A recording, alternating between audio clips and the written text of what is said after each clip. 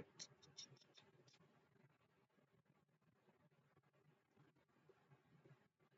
All right. So let's start with the question one. Question one. So that's the first thing we're going to look at.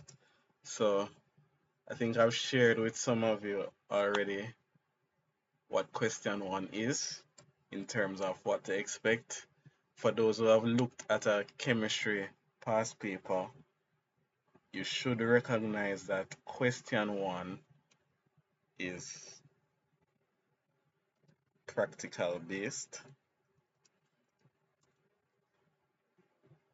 So question based on experiment. Alright, so check all the past papers and look at question one. You'll see some kind of experiment.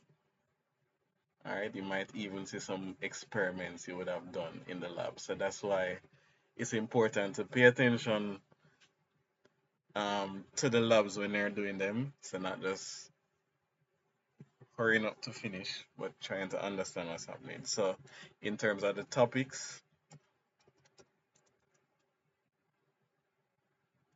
rates of reaction. So if you pay attention to question one, you realize this one is probably the most common one. Alright, so they like to test the rates of reaction for number one, CSEC. So you have rates of reaction. You can tell me any other topics that you have seen, but you have quite a bit of topics that can be covered.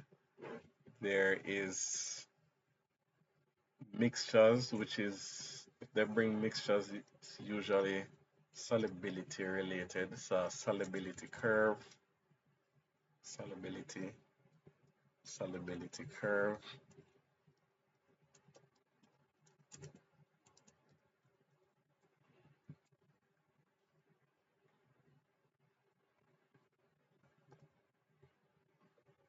Um,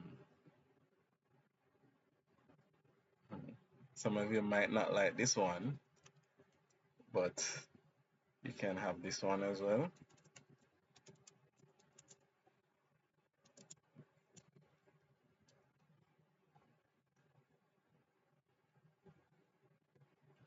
All right. If there's a qualitative analysis question, it's oftentimes in question one. But it's if they bring a qualitative analysis question, it is just a part of question one. So you won't see an entire question being qualitative analysis. All right, qualitative, qualitative, qualitative. Can't spell today.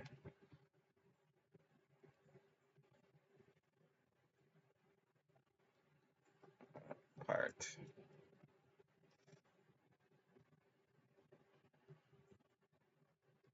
All right, maybe some energetics, energy changes.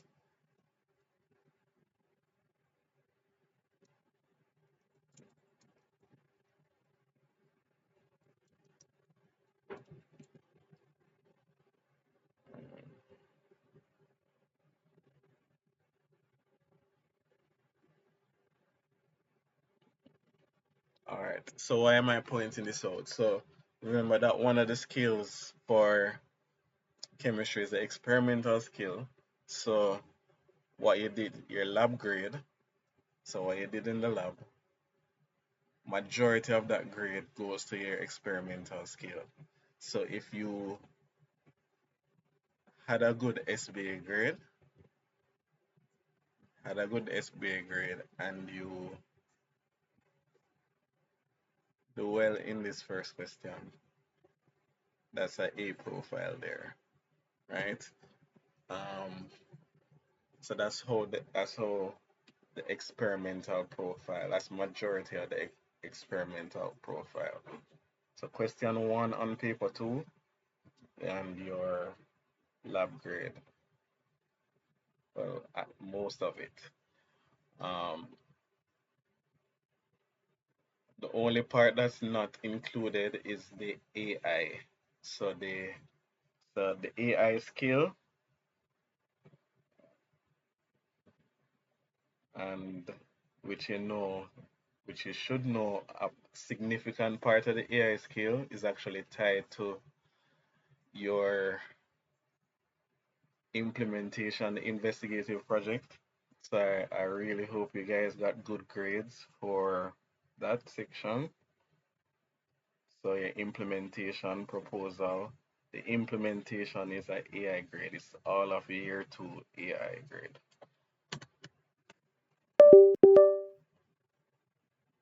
All right, so I hope there's nobody here that has no implementation because you must have at least in one science, must have implemented in at least one science.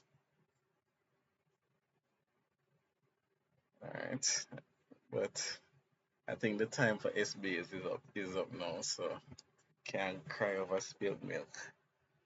All right, so I think when I remember the other topics, there might be some more, but as we go through the some of the papers, we can look. All right, so if you are in the boat, if you're in the first category of you feel like there's no hope for chemistry, the best strategy for you would be the SBA, which kind of gone already, and the maximizing paper one as well as organic. So I hope we were paying attention while organic chemistry was going on, because organic chemistry, there are two organic questions on paper two, right? So that is 30 marks. 30 marks of the paper is organic chemistry. And if you do well on question one, there's no way you can fail. All right, so that's a good strategy. If you are after organic, I would say is the metals and non-metals section, section C. So all those handles that you got on metals and non-metals, on um, qualitative analysis, that's kind of a part of section C. So all of that, um, pollution, uses of metals, that type of thing, I would spend time to study those. Alright, since those are the mainly recall questions. Alright, so I'm going to be looking at some organic questions, and I'm going to be looking at, since organic is so important, I'm going to look at some organic questions,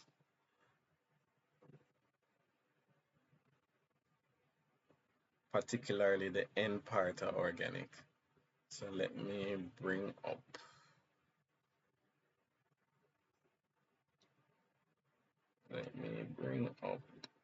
the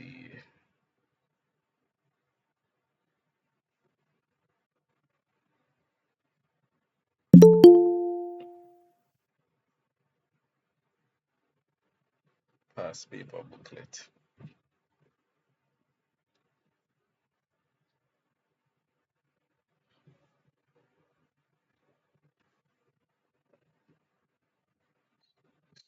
For chemistry.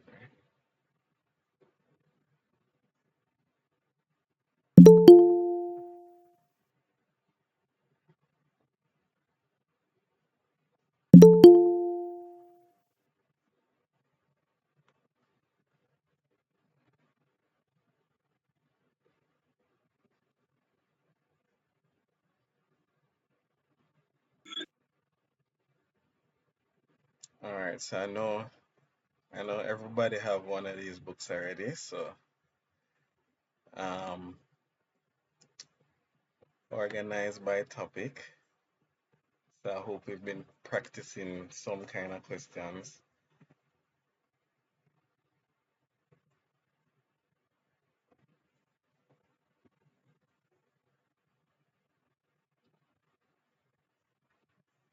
All right, so as I said, how you see it organized here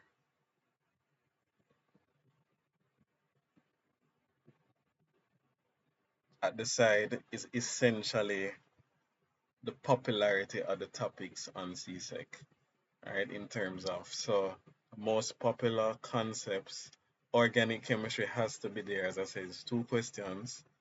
Metal and non-metal has to be there, right? So you must get a question on metals and non-metals. And rates or reaction, you don't must get it, but it's very, very common. All right. And then you have the others. So the it's best to kind of be familiar with, especially with the ones that you know must come. Good to be familiar with those.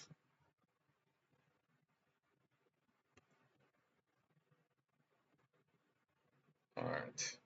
In terms of organic, so before we start doing any questions in terms of organic, the alkene and alkenes reactions, isomerism, esterification. They like that one, esterification. Um, Polymers are not so not so common, which is might be a good thing for some people. That polymers is not that common. Um, fermentation, fermentation.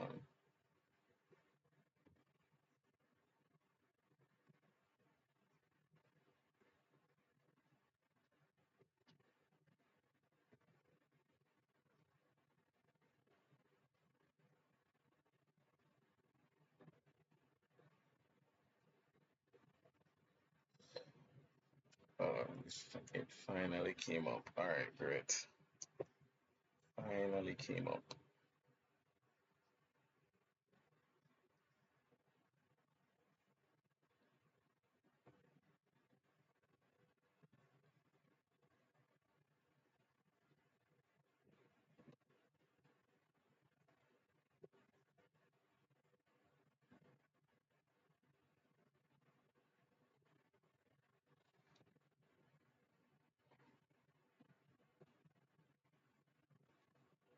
All right. So since I had the question on, let's just do this first question,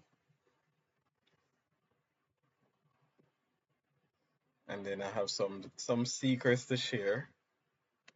So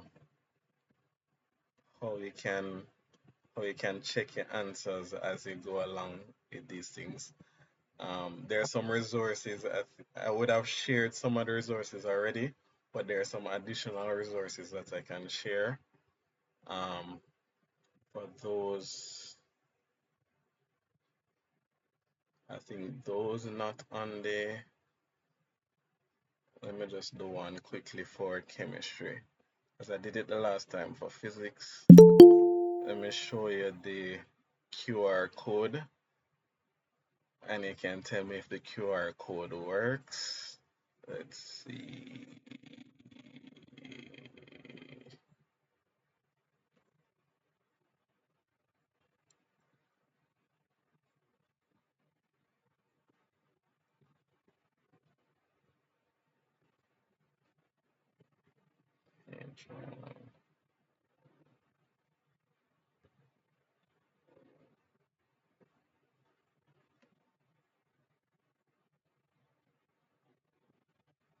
Hopefully it takes it to the right folder. Hopefully it takes it to the chemistry. So let's see. Um,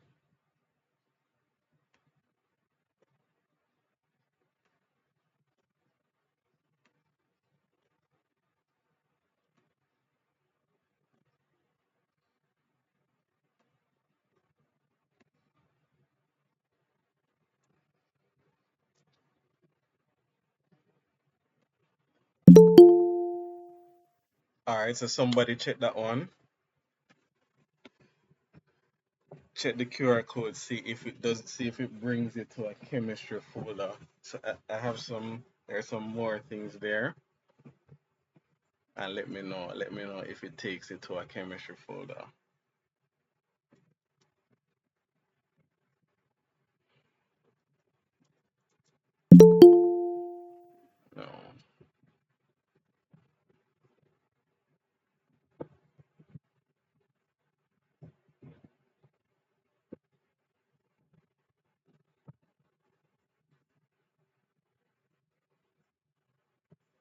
Yeah, it works for me.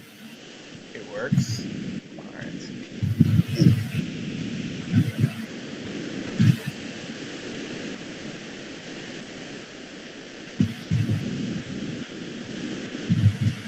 All right. So here's another one.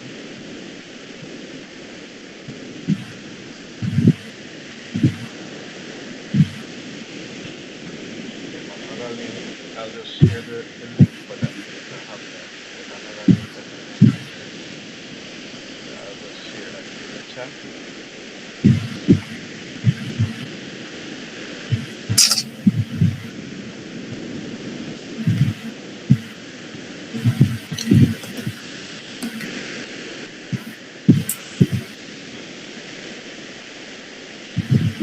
I'm sharing this right now, okay? From now, share it today. So you have all the resources you need.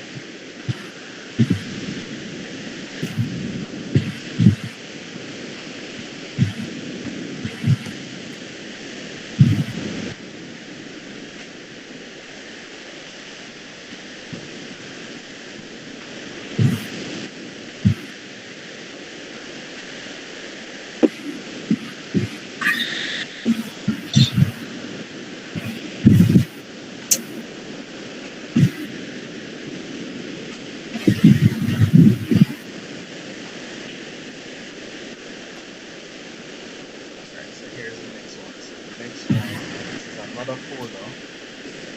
So you should see some handouts. So this is what you should see.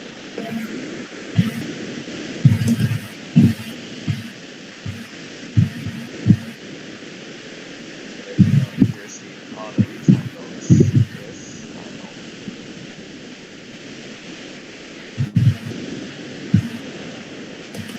Handouts, past papers.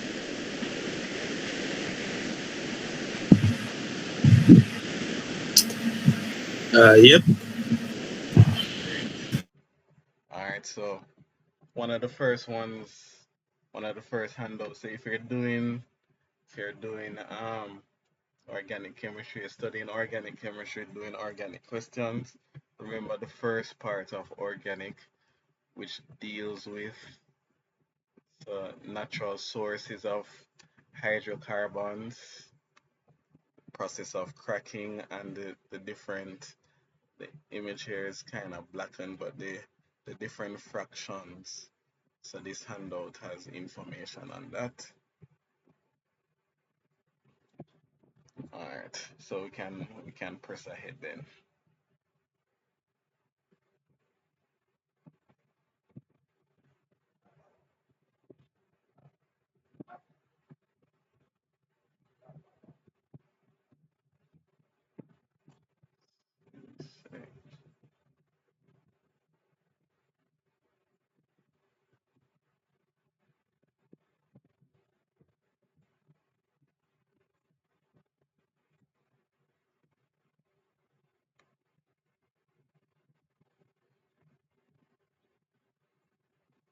All right, so I just showed you the answer for 3A1. So compounds A, probably can't see this, but compounds A and B are straight chain hydrocarbons whose molecular formulas are C5H12, so that's a 5 and that's a 12, and C6H14 respectively. State one natural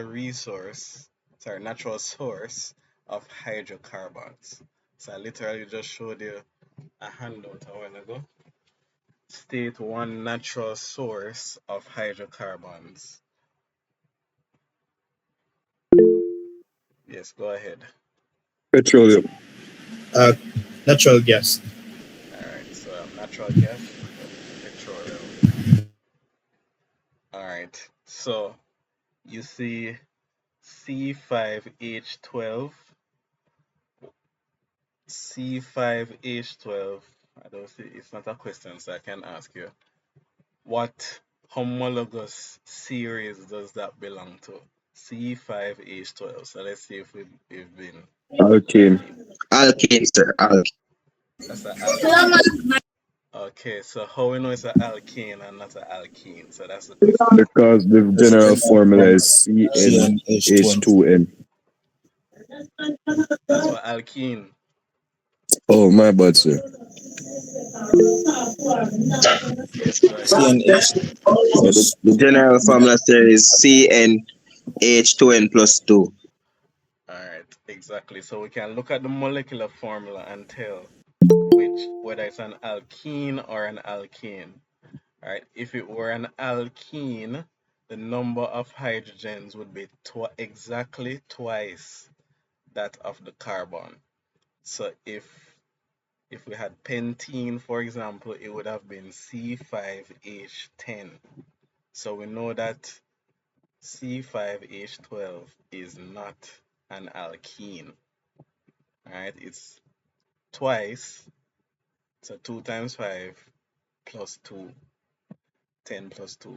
Alright, what about C6H14? What family would that belong to? That's also an alkane, sir. So yeah. also would be an alkene, so that's alright.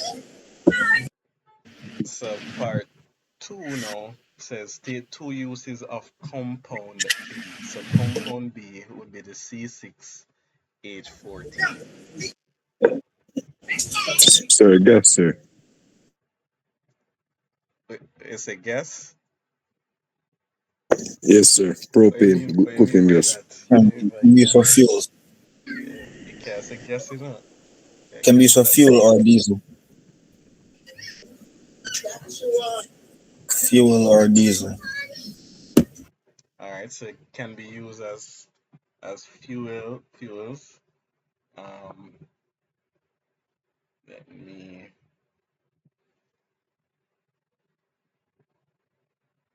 see if I can separate this.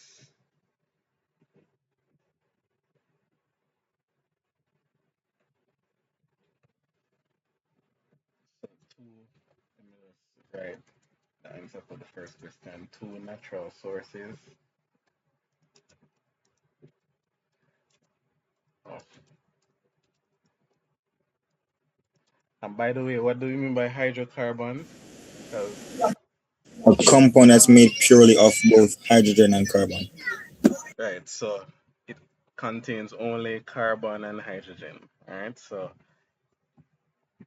examples of hydrocarbons would therefore be what? Al- Ethanol. Is it ethanol? Ethanol is an alcohol, is not so? That would That's have wrong, bro. What? oxygen in it. Ethanol would have oxygen because it's alcohol. Or Right. H2O. Butane. So butane or butene. So the Oh, alkanes and the alkenes then, alkenes right? and alkenes. Yeah. All right.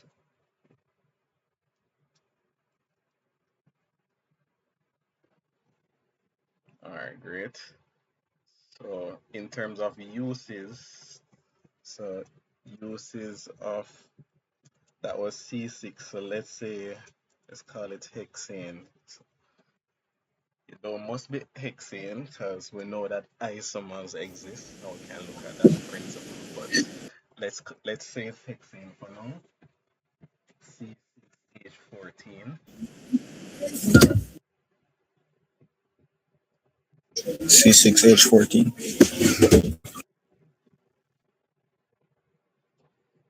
So somebody mentioned its use as a fuel. All right. So So I'm gonna isn't it like a degreaser as well? So a degreaser. Okay. So it's used as solvent. So this is essentially why it can be used as a degreaser, right? So it would be an example of a non-polar solvent. And could you explain that once more, please, sir? The term solvents. No, as in why it would be called a non-polar solvent. All right, why is it? So that's a very good question. All right, so if we have non-polar solvents, we have polar solvents. So we have non-polar and polar substances. All right. A pole, when we say something is polar, that means there's some kind of division. So that's what a pole. When we say something is polar, there's some kind of division. In the context of chemistry, we're talking about a division of charges. So it has a positive side and a negative side. Can basically think of it like that. So ionic compounds, for example, compounds are polar because we know that it has a cation and an anion. So that compound is polar. All right. In the case of covalent molecules, we can describe them as being polar or non-polar as well. So you can think of it as a tug of war. All right. Have you heard the term electronegativity before? So Yes, sir. Yes, sir. electronegativity. All right.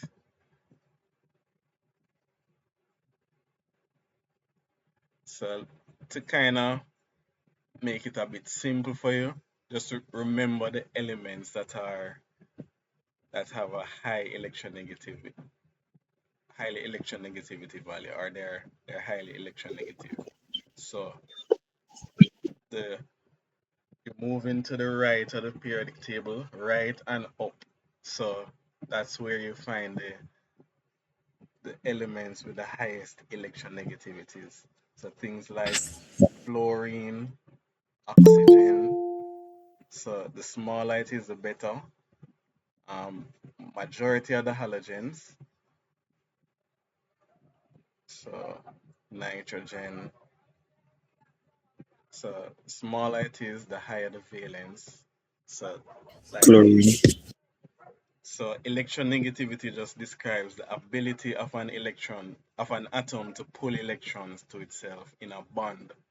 So if you think about a bond like a tug of war, it's a tug of war for electrons. If you have hydrogen connected to fluorine, for example, who is winning this tug of war? Who would be winning this tug of war? Fluorine would be more electronegative. So fluorine is more electronegative. So fluorine, it's winning. It won't win. Reason why it won't win is because it's still covalent. So it's still covalent. So it's still sharing. It's just that the electrons are closer to one side. So let me make it a bit more obvious. So they're still sharing electrons, but in this tug of war, it would be closer to the fluorine. So there's a division. If you're close to the fluorine, it's going to feel as if it's negative, and if you're close to the hydrogen, it's going to feel as if it's positive. So this is an example of something that's polar. All right. If you look at what if we have fluorine gas, what would you expect to happen if we have fluorine gas, which is F2?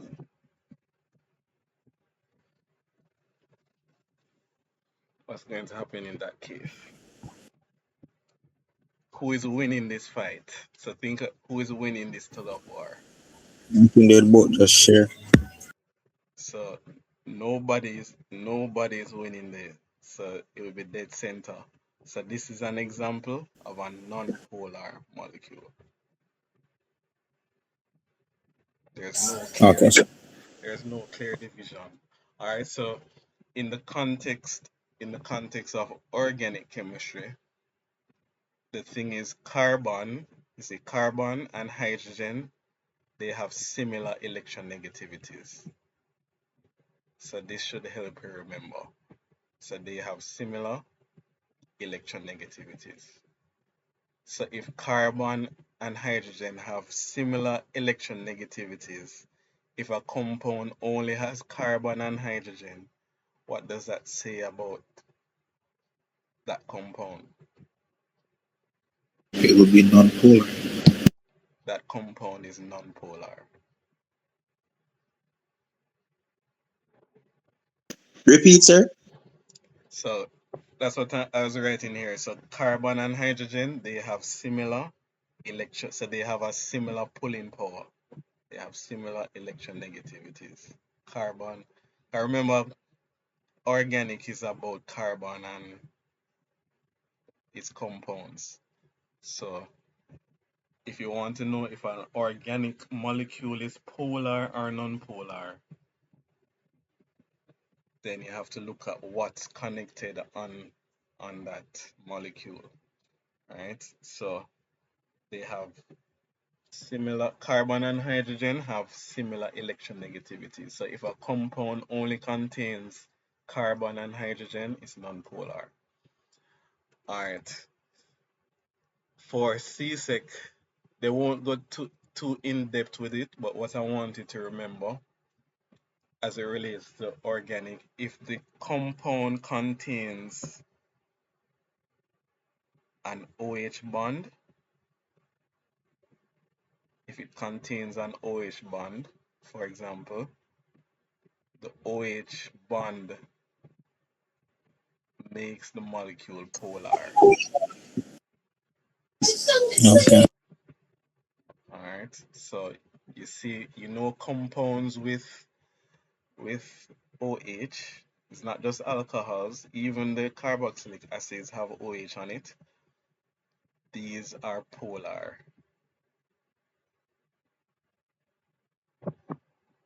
All right. So we say hexene is an example of a non-polar solvent. What is the most common example of a polar solvent? So would it be water? Water. H2O. So water, the What is universal solvent, is polar. So if the rule for mm-hmm. chemistry as it relates to solvents and solutes is that like dissolves like.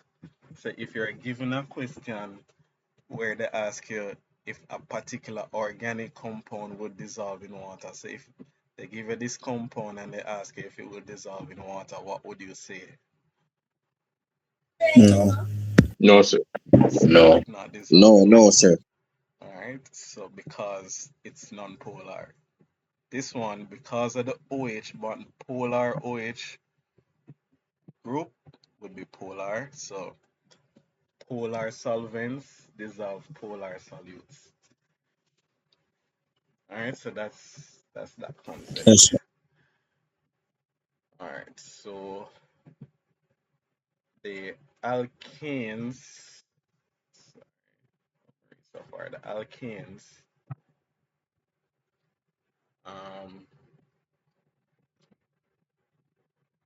are used as fuels, as you say, but they can also be used as solvents.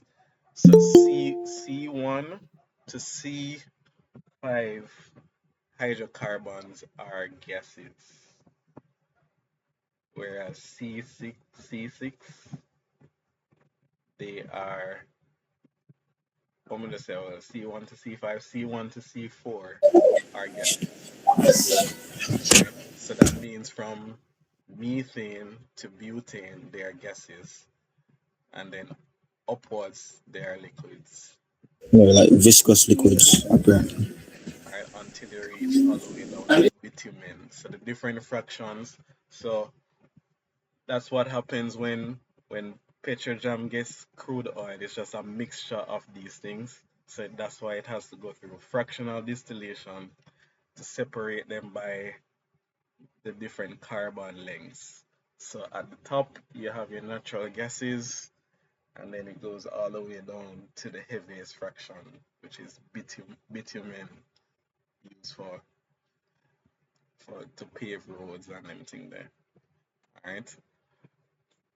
So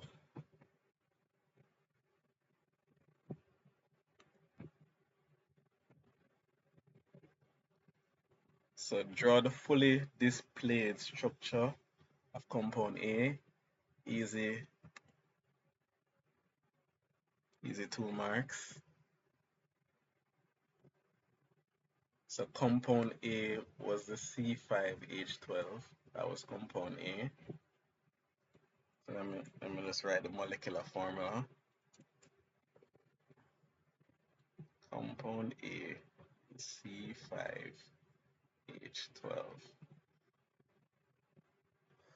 All right, so somebody tell me how would we go about drawing this now? C5H12. What's the process? What's your process? Sir, five carbons in a straight line. So, all right, 5 carbons So in you a have to straight so you line. have to make a case. Yeah, first I draw the amount of carbon. All right, great. And then we know that each carbon needs to have how many bonds again? 4. Four, sir, four. Right. So carbon is tetravalent. So Hmm. make sure you always obey that rule. So each carbon should have 4 bonds. So Yes, sir. this first carbon, how many bonds are we showing with the lines? How many bonds are there now on this first Only carbon? one. Only one. So how many hydrogens would go on that first carbon? 3. 3. Three. Three, sir. Three. Right. So we need 3 more hydrogens to make it 4. So that's 4. On the second carbon, how many bonds are we seeing? Two. 2. So So it it needs needs 2 two more more. hydrogen. So 2 more hydrogens on that one. How much on the other one? 2. 2. Two, sir. On the 2 on the other one Two. too. 3. How much on the Three. last one? 1, so it needs 3. Alright. Alright. And please don't leave it like this, because if you do this, as I see some people doing this, if you do this, please don't expect to get marks. So put in the hydrogens. Have to, Do what?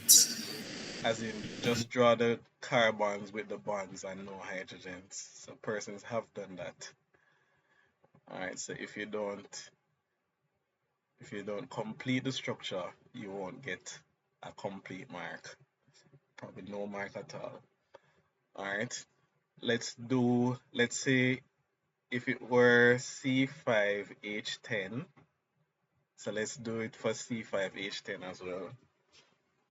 So we'd have the 5 in the same row in a continuous line, but what's the difference? One of them is double bonded. Right, so this would be an alkene. Since it's C5H10, the number of hydrogens is exactly twice that of the carbon. So we can put in the double bond. So the order is, when you're drawing the compound, you draw the carbons connected to each other, then you put in the functional group, and the hydrogens is last. So they'll put in the hydrogens before you put in a functional group. So that we can put the functional group there. So if we put it there, how many hydrogens would we have to put on the first carbon?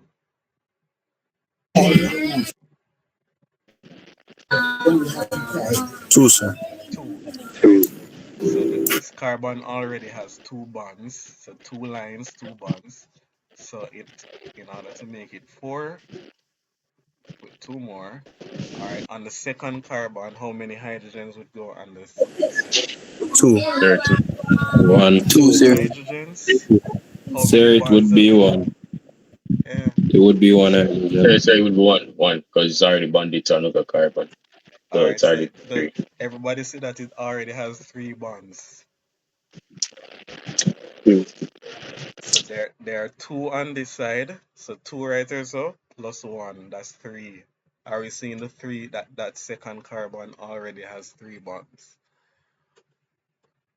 So I don't want it to not see it, and then we'll move on. So be careful. Make sure you look on both sides of the carbon. All right. How many hydrogens on the third carbon? The next one. So it has Two. 2 bonds. Two, sir, two. All right. Two. Great. Sir, good question. Does it Okay. matter if you put the double bond? Repeat. If it matters where. You put the double bond. If I was supposed to put it at the second one, would it change anything? So The No, you can put it here. answer to that question is yes and no, right? If they only give you the molecular formula, then you can put it anywhere. Okay, but if they If they give you the name of it, so if they said draw 2 pentene, you know that is very specific. okay, so it'll be drawn on the second carbon that's Yes, closest to. yes. So 2 pentene would mean that the functional group is on the second Local. carbon, starts at the second carbon. So this one would be one pentene. All right. So Okay, so it depends on what you're asked, what you're given.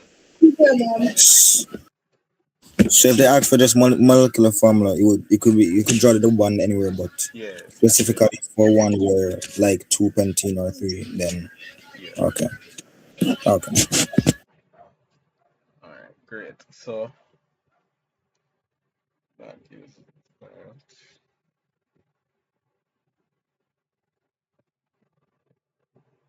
All right. So let me do a quick test in terms of two two naming concepts. So let's see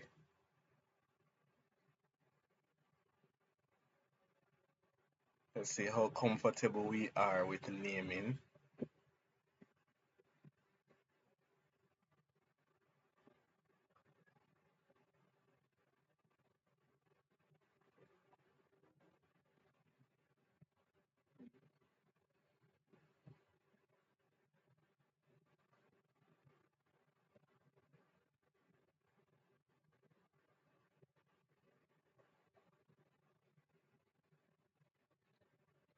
Um, all right, I won't make it too difficult. Very easy, very easy.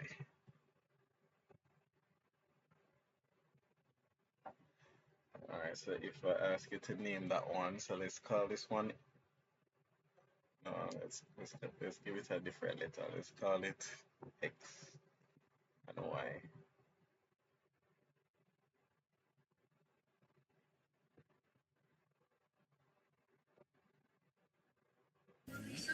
Meow.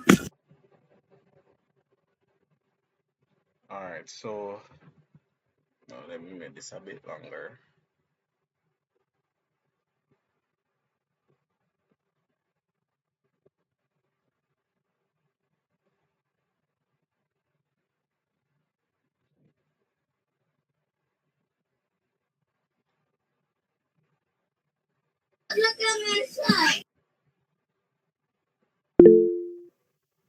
Yes.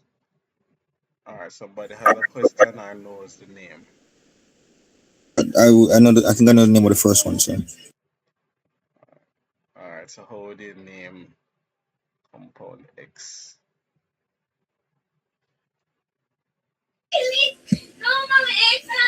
would that be well? Looking at it, there's five carbons. Right, it looks like pentanol. Or would it be? Or is there another part of the name to it? It looks like so. All right, it has 5 carbons, but It has are the 5 carbons continuous? That's the question you need to ask. So if it's not continuous, then it can't be a part of it. So it can't be a part of the parent. Yes, somebody has a. So, Mhm. is that methyl butanol? So methyl butanol. All right, so we're getting closer, closer. it would be dimethyl butanol because it's on the second carbon. No, that not di. Di would mean you have two methyl groups or two methyl groups on the. Or methyl two. All right. So in order to not get the naming of these things wrong, just make sure you identify the parent first.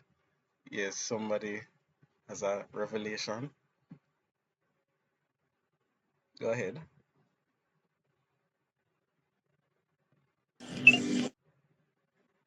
Someone just sent the answer in the chat, I think. Oh, you can read it out because I'm not seeing the chat right now. 3-methyl butanol Oh, 3-methyl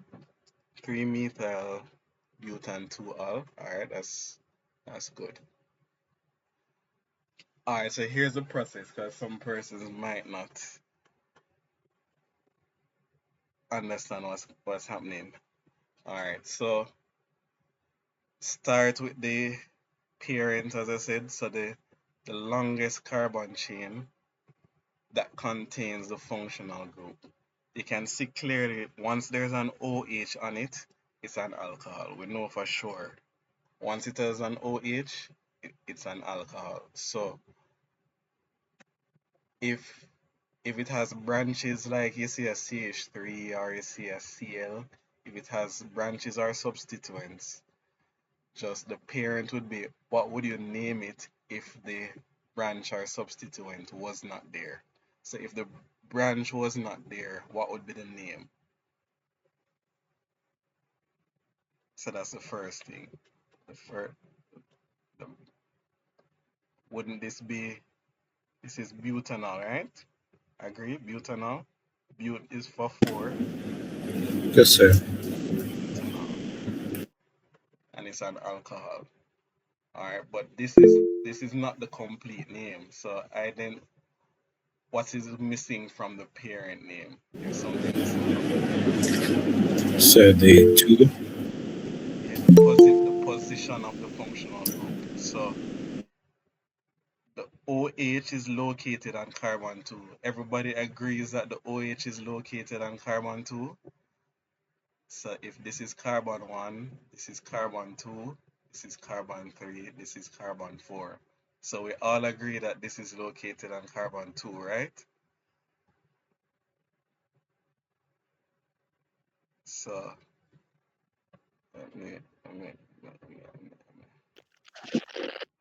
if you're not see it, don't pretend like you see it if you're not see it. Let me know. So um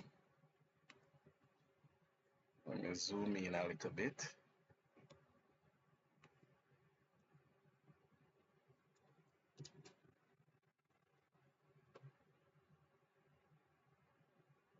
So anytime we draw a molecule, we're supposed to assign numbers to each carbon on the parent chain. So this would be carbon 1, carbon 2, carbon 3, carbon 4. But when we're numbering, what are we supposed to do when we assign numbers? For those who remember this concept.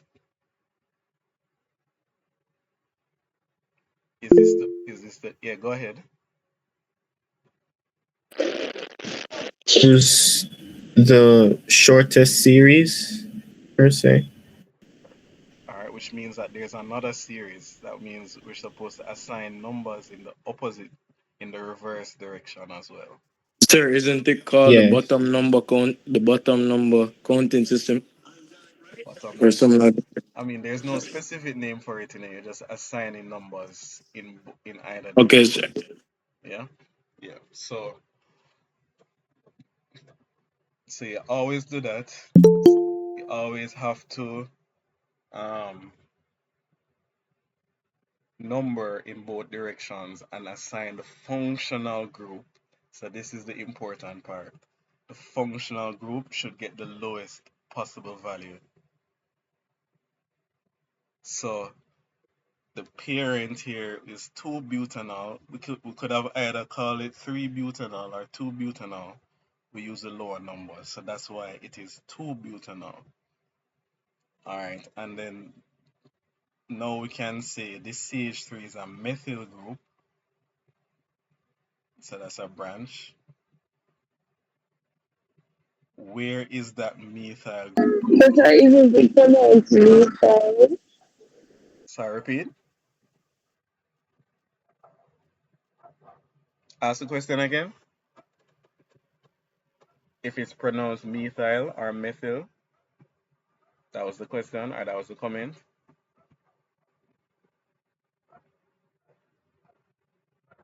Alright. So tomato, tomato. Alright, where is it located? What's the number? Is it, you notice where the CH2 is coming from? 3. There's a 3 and a 2. 3, Why is sir. it why is it that we can't use 2? Because you already start counting from 1, sir. Yeah, because we already said that the OH group is located on carbon 2. Alright, we would be lying if we call this, if we say that methyl group is also on the same carbon. This is not true. So when you choose a direction, you have to stay with that direction. So if the OH is on carbon 2, that means that the methyl is on the carbon next to it, which is carbon 3. So you have to stick to the direction that you chose. Alright, so should be able to do Y even faster. So identify what the parent is. So if this wasn't attached to it, what would you call, what's the name of that compound? What's the parent name? So based on the functional group, what would be the parent name for that?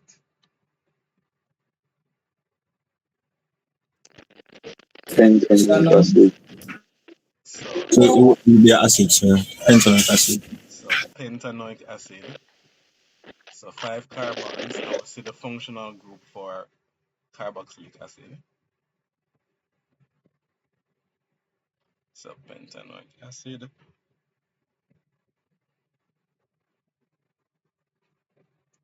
All right. So now that we write the parent, we can say what is attached to it. We can write the substituent name. So what's the substituent name for Cl? Chloro. Chloro. Chloro. So chloropentanoic acid.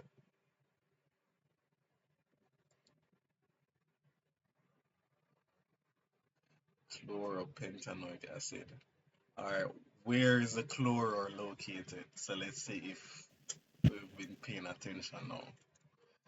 Where is the chloro located? They're on the second branch. You mean There want to be fourth second from carbon? the The fourth. second carbon, yeah. So you're saying what should be the number in front of here then? 2. There's going to be four because the functional group is on one end. So it use the functional group as one. Uh, See that? Somebody's paying attention. So look, 1, 2, 3, 4, 5. 1, 2, 3, 4, 5. Functional group must always get the lowest value. We don't care about anything else that's attached to it. Functional group must get the lowest possible value. All So, right, that's it. so that means the functional group is on carbon 1. So question is, why is it that we do have to say 1 pentanoic acid? Anybody knows why we do have to say 1 pentanoic acid? We can just say pentanoic acid. All right. Not sure. All right. The reason. All right. Go ahead. Is it because the functional group is only found on the first um, Carbon. Right. value? Yeah. That's it. So Oh, okay. for the carboxylic acids, the functional group is always on carbon 1. It's always at the end. So look at any carboxylic acid structure. It's always at the end. It's impossible to put a carboxylic acid in the middle of the structure. Let's look at it. If you're supposed to put a carboxylic acid here, what's the problem if you should try to put a carboxylic acid group anywhere but the end? What's the problem with that? You have more than 4 bonds. You would have more than 4 bonds. If you count the amount of lines around the carbon there, that's 5. Alright, so the carboxylic acid functional group can only go at the end. So when it comes down to numbers, the location of functional groups, that's for alkenes and for alcohols. Alright, at this level. So at this level, alkenes, you have to say where the double bond is. Alcohol, you have to say where the OH is. Alright, and that's the, the, the process. Alright, so this one is actually 4 chloro, because if this is carbon 1, we have to use this direction. So if this is carbon 1, this one would be carbon 2, this one would be carbon 3, this one would be carbon 4. So 4 pentanoic acid. Alright, great. Great.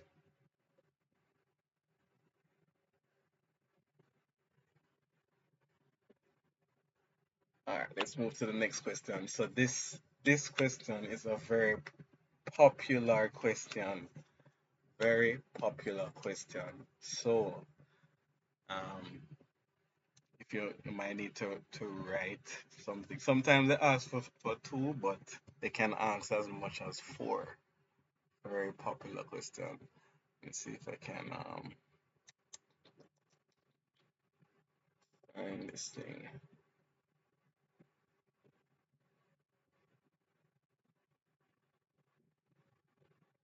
Section C drive. Alright, so the question is list any 4 general characteristics of a homologous series. Alright, anybody knows any characteristic? The formula. Um, Uh-huh. all them contain a functional group. So same functional group, yes. Go ahead. All of them They have the represented. same general formula. They have the same, right? So I think somebody was alluding to that earlier. Um, Graduation in physical properties. yes, so there's a gradual change. That's what you want to say. Yes, sir.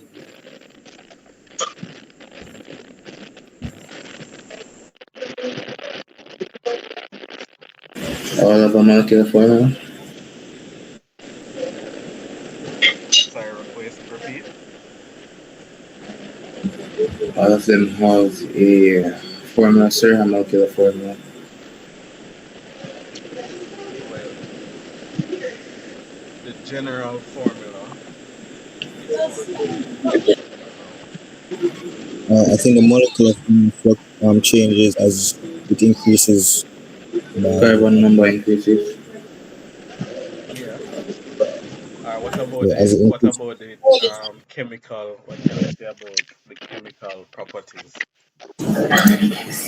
They're They have similar. similar Yes, chemical sir. They're properties. similar, sir. So they have similar chemical properties. So there is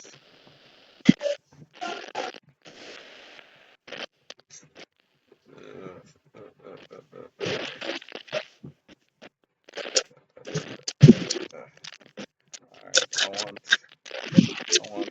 I want to show you the secret, but I can't find it yet. Gosh, what did I do with it?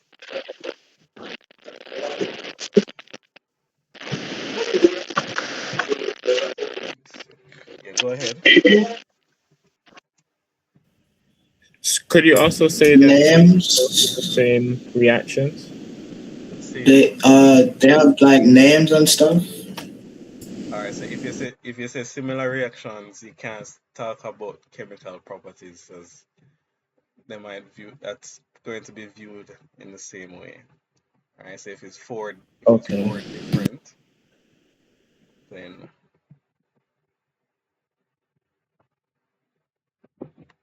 Sure. Has anyone said like similar structure? similar structure. All right. So I'm going to show you shortly what is accepted.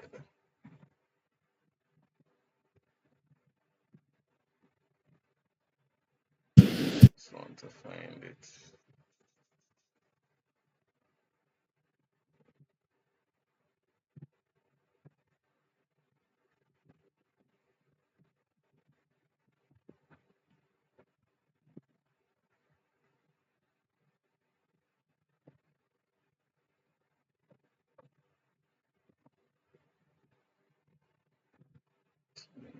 All right, let's see if it's on the CSEC 2020.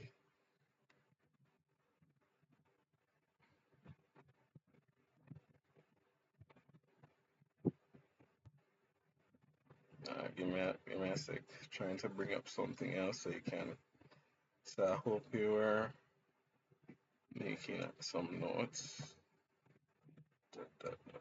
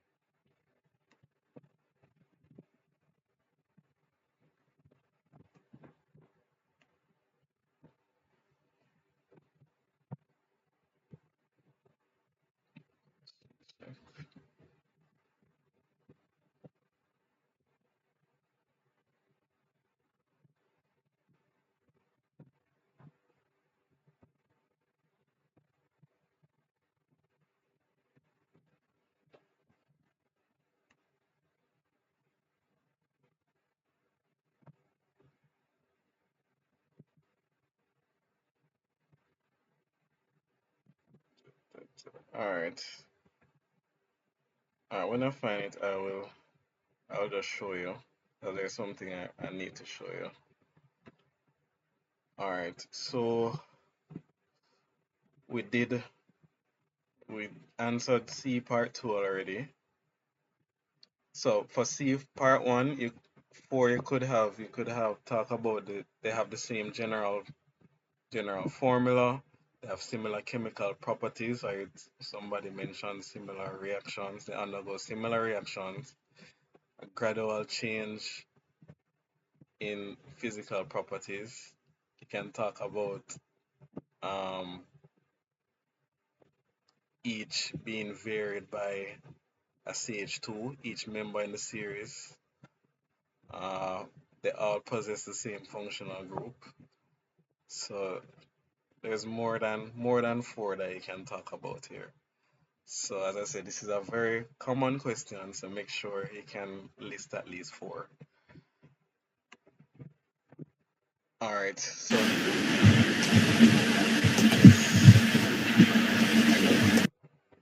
compound A was C5H12 and compound B was C6H14. So I already said alkene. All right,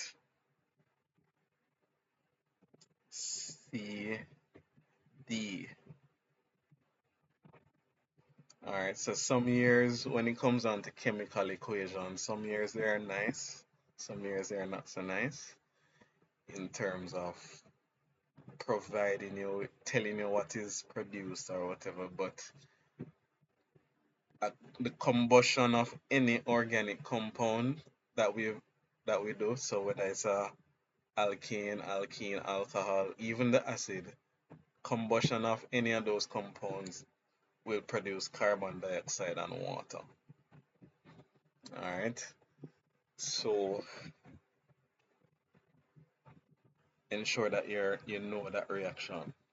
Ensure that you know that reaction. So whether it's an alkene, the combustion products are all the same. So when you react when you react the compound with in the presence of oxygen, you burn it in the presence of oxygen, you get carbon dioxide and you get water. All right, so it's C6H14. So let's let's let's write that reaction. So the combustion of C6H14. So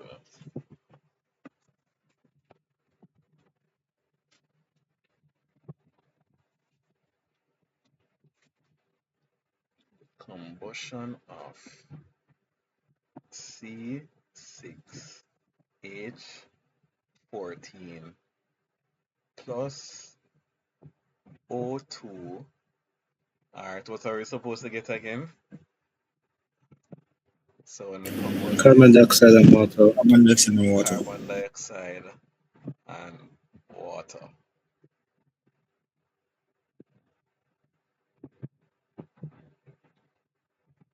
Alright, so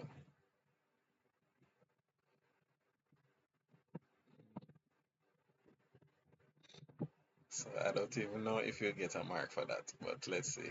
Alright, so how do we complete this reaction now? As this is clearly not done. Sir, you need some state symbols.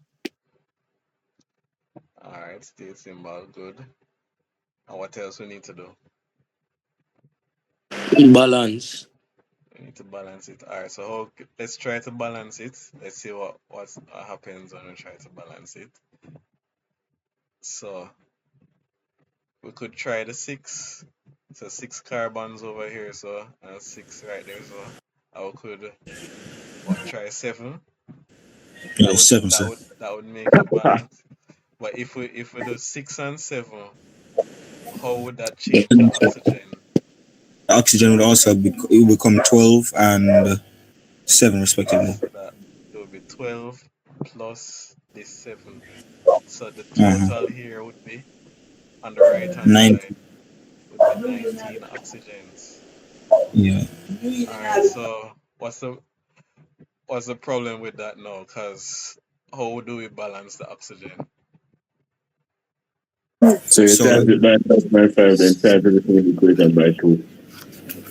Times it by so we say if we times oxygen by 9.5, that would give us 19.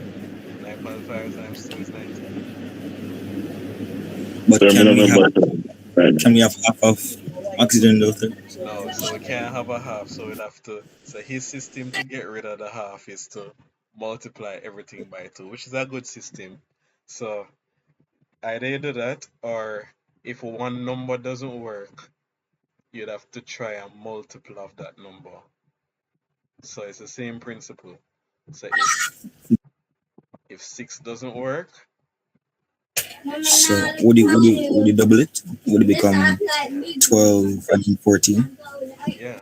So that would Not 12, so 24 and 14.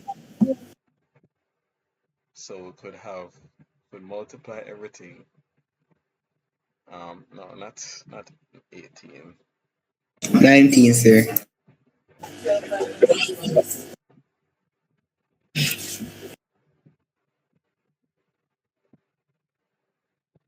12, yeah, plus 14.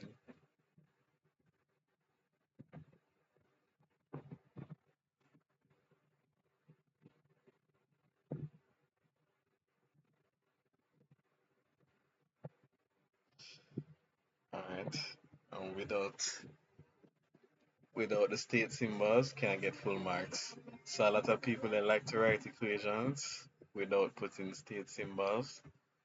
What would be the state symbol for C6H14? See who was listening. Maybe a guess, sir. Sir, would be, no, it would be, wouldn't it be a liquid? Would be a liquid. Sir is a liquid, does So everything after 5. Oh, so 6. C1 to C4 is gases. Alright, that's for alkenes and alkanes, by the way.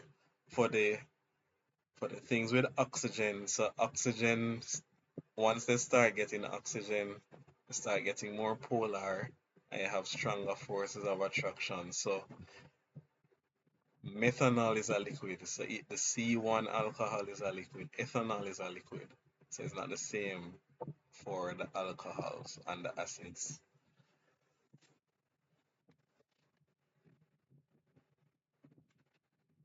All right. So remember your state symbol. So when you're practicing these questions, practicing writing equations, practice to write the state symbols. All right.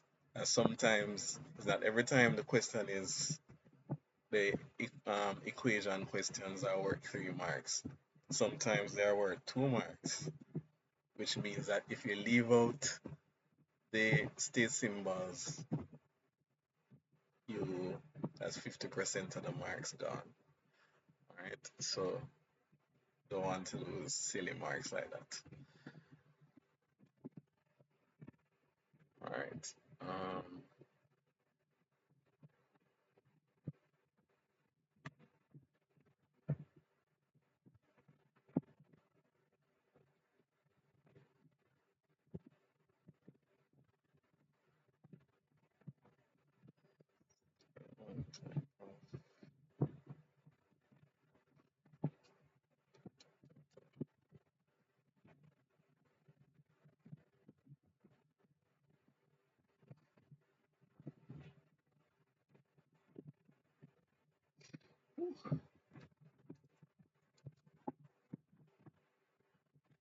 All right, cracking.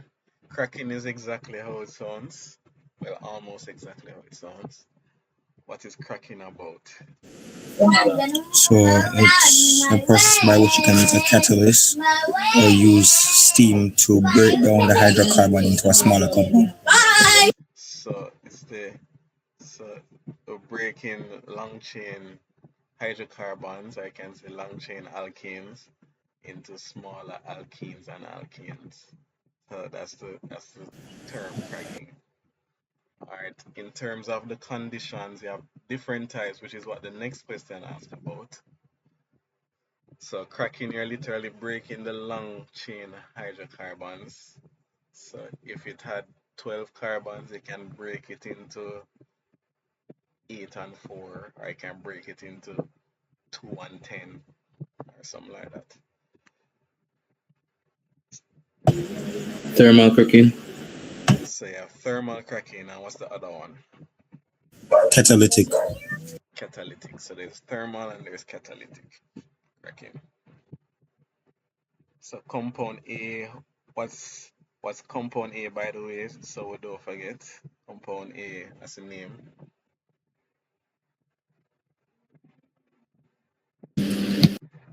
Hexane. No. Hexane. So hexane. So 6 carbons, and it's just carbon single bonds. Alright, so as I say, I'm not lying about it being a common question. This year they asked for 3. So name the homologous series in which compound A belongs. That is an alkane, of course, since you name it. And remind me what the general formula is. CnH2n plus 2. So CnH2n plus 2. Alright. So let me just break to write it for all of them. So for alkenes, the general formula is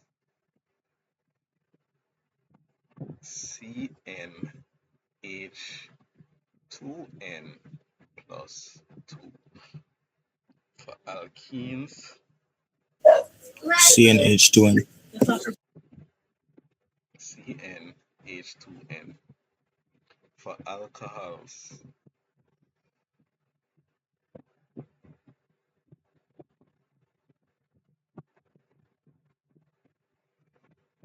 so CnH2n Plus 1 over. plus 1 OH. So we separate the functional group for those ones. And for the acid, carboxylic acid,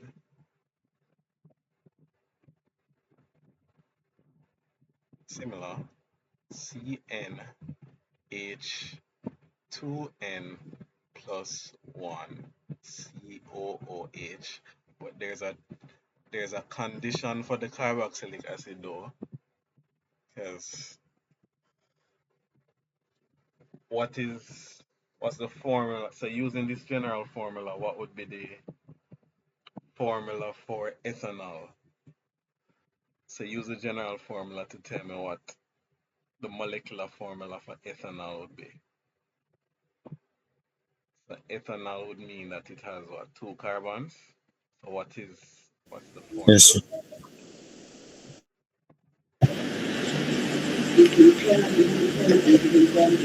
Sorry, C2. C2H5OH. C2H5OH.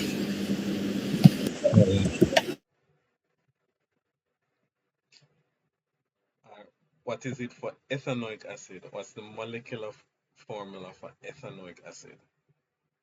C2H5COOH. COOH. C2H5COOH is wrong. Really? C CH3COOH. CH3COOH. So there's a condition for it because if you notice, there's already a carbon in the functional group. So if you say ethanoic acid has 2 carbons, then the molecular formula should tell me that it has 2 carbons. This one has 3 carbons. That's propanoic acid. So this N is for the acid is going to be one less than the carbon number because there's already 1 carbon in the functional group. Alright. Already a carbon in the functional group. Okay, sir. But for the hydrogen, how does that go? For the hydrogen, yeah man, Yeah, it's not. say use the 1. So if it's ethanoic acid, the N would be 1. So it would be 2 times 1 plus 1. Okay, sir. Alright, great. So alright, so the molecular formula we did that already for it was hexane, so it's C6H14.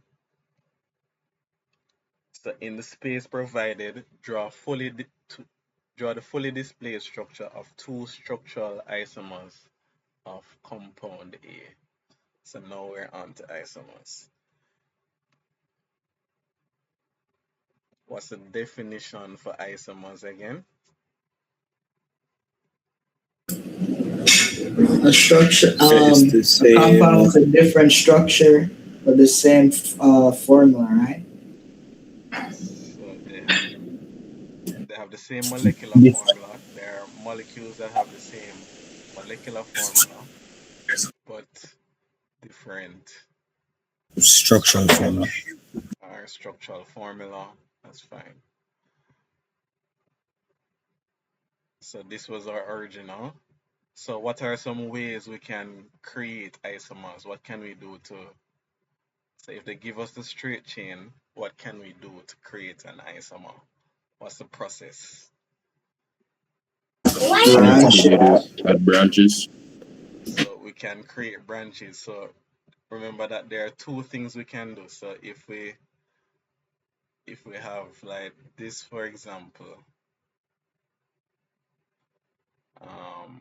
OH, we can move the position of the functional group. So this would be 1 propanol, for example. So if they say draw an isomer of 1 propanol, then you can just simply move where the functional group is to another carbon. So that's easy. So we can do that for alcohols and we can do that for alkenes. We can just move the position of the functional group. But for alkanes, we don't have that luxury. Alright, so there's only one thing we can do for the alkanes. Because where's the functional group that we're going to move? Alright, so one propanol, two propanol there. They are isomers. Alright, so when we create a branch compound, so this not pent. Why was hex? So all you have to do, just chop off one of the carbons and just drop it somewhere in the middle. Easiest way to create a branch.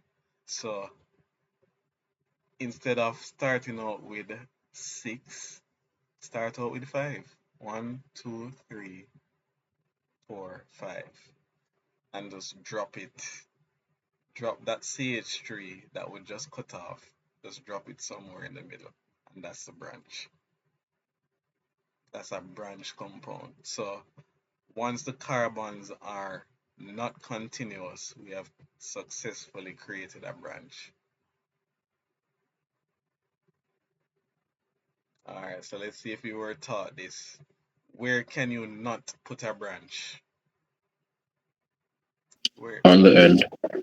At the end, sir. Right, so you should not attempt to put any branch. So you can't see no CH3 right there, as that's not a branch. Alright, if you put a CH3 on any of the ends, what you have done, you have continued the chain. So these two are the same compounds, they're the exact same. Because you have the carbons well, it's not a straight line this time, but it's still continuous. We can still count from 1 to 6. 1, 2, 3, 4, 5, 6. That's how we know it's still continuous. So the rule is, please don't put any branch at the end of a molecule. Find somewhere in the middle, somewhere where it's nice and cozy to put the branch. Alright, so when you draw even if they don't ask you to name it, my advice to you would be to name it. Alright, so what's the name of this isomer?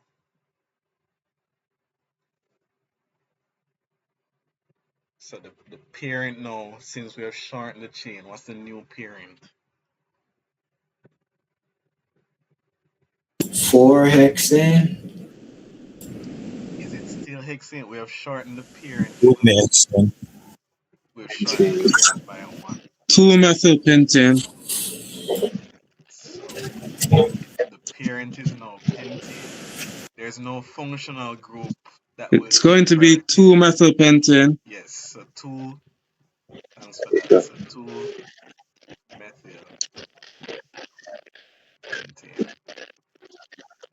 Alright, so the methyl is on carbon 2. So the reason why I said write the name of it is once you know the name, once you name it, this is a safeguard for yourself so that you don't draw the same thing twice.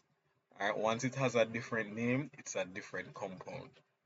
So what could we do to put another isomer? So what would you do? I mean, there's a lot of isomers, so any two would work, to be honest. So remove over the branch to the center. So we could move over the CH3 to there. All right. So that's a good strategy. So it would still be 5, but our CH3 would be there. So the name for that one would be what? 3-methyl So that'll be 3-methylpentane. So that's now 3-methylpentane. So new name, new compound.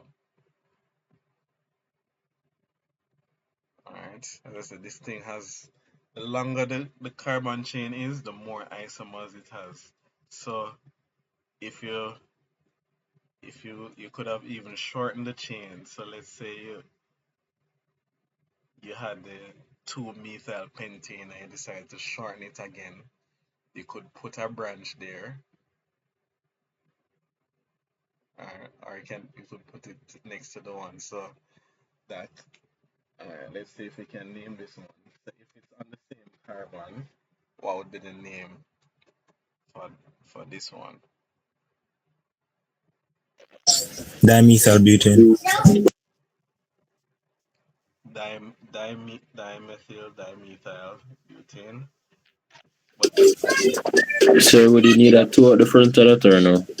we're going with this. So what's the full name then?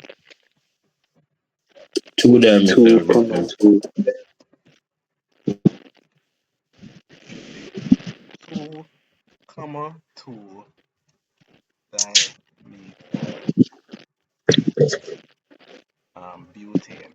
So now the parent chain only has 4 carbons, so it's butane. So we have to put do we have to put the two times? Um, The, I, I think so. yes, you have to. So if you have two different branches, you need a number for each branch, even if it's on the same carbon. Alright, so a lot of persons would just put 2-dimethyl butane. So dimethyl means there are two methyl groups, so you need to identify where both methyl groups are. So 2,2 is important. Alright, so that's what isomers. Sir, can you tell me why it wouldn't be two? So why it wouldn't be 2,2, or why is it? So what I was saying, two, if we just had two, that would be wrong. 2,2 is the correct answer. Alright. Two is just the location of one of the methyl groups. So if you have 2-methyl, you have to say 2,2. Alright. If you had a third methyl, that would now be trimethyl. So let's make this even more complicated than it is. If you had a third methyl, it would be trimethyl butane. But since it's 3 methyls, you need 3 numbers. So this one would be 2,2,3. Alright. If you're going the other direction, remember you still have to put. Actually, sir, Uh-huh. sir, you count from the closest end of the chain, so it's still another two. No, if you count from the other end, it would be 2,3,3. So let me write in the numbers so you can see. So in the forward direction, 1, 2, 3, 4. In the reverse direction, 1, 2, 3, 4. So the forward direction is the best direction because 2, 2, 3 is lower than 2, 3, 3. So it's still the best direction.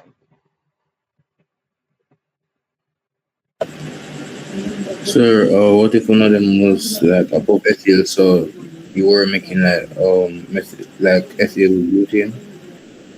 If you had a ethyl, Yes, sir. I'm glad you asked about ethyl. Um,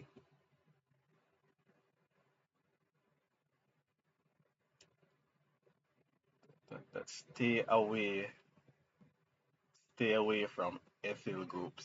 So if they ask you to draw an isomer, do not do not put an ethyl group on it because chances are you're going to get it wrong. All right, so stick with the methyl group. So yes, you have compounds with ethyl, branches, but it has to be large enough. All right, I don't even want to go into the examples because it might confuse it. But if you put an ethyl group, you might have a new parent chain. So if this was now C2H5, your longest carbon chain would no longer be butane. You'd have to have good eyes to see that. Your longest carbon chain would be this. 1, 2, 3, 4, 5.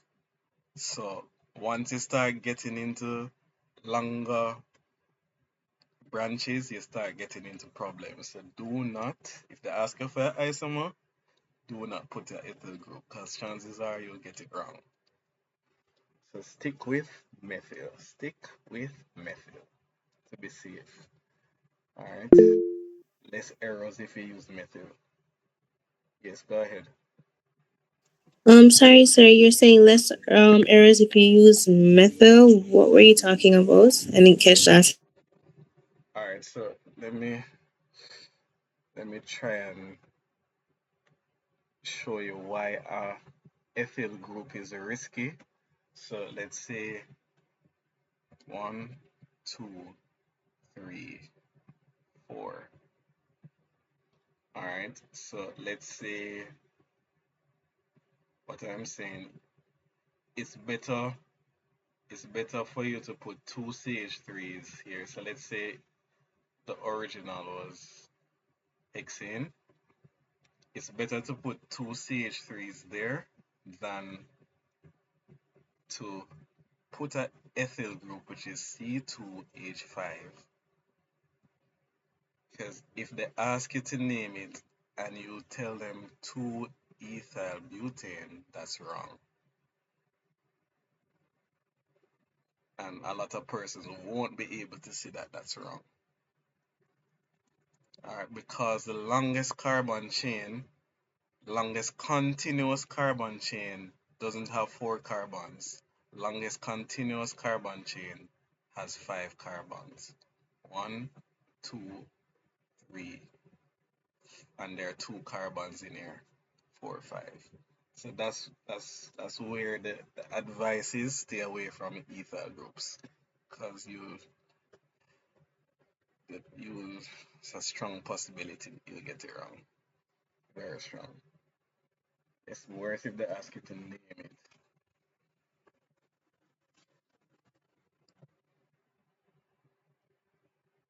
Worse if they ask you to name it. Alright.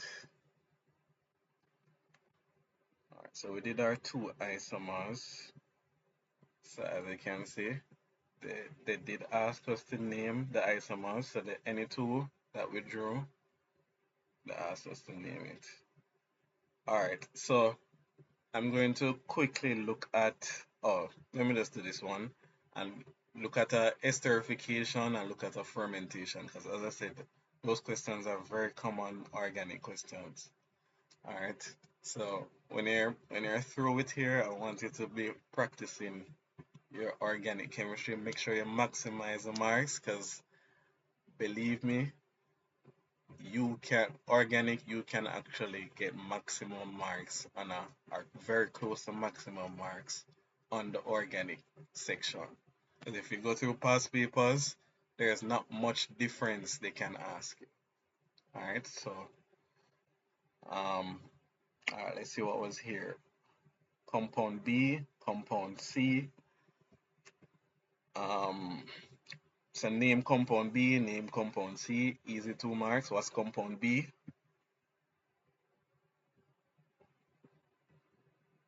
Sir, is it ethanol? Methanol, sir, ethanol. So Eh, 2 Ethanol. carbons. Yeah, 2 carbons. So ethanol. What's compound C then?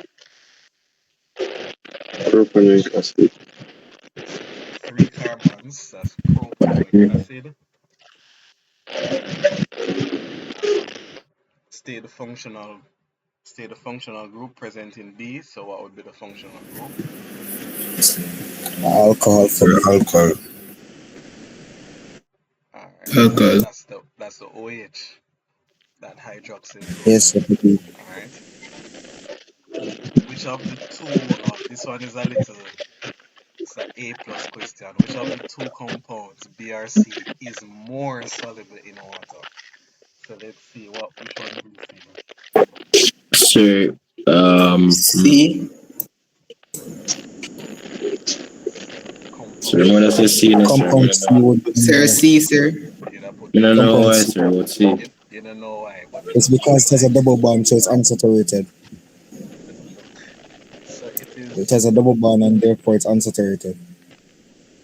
yeah Compound B. more I remember when we're talking about solubility in water, what are we considering? Let's say who remembers that. What should we be considering?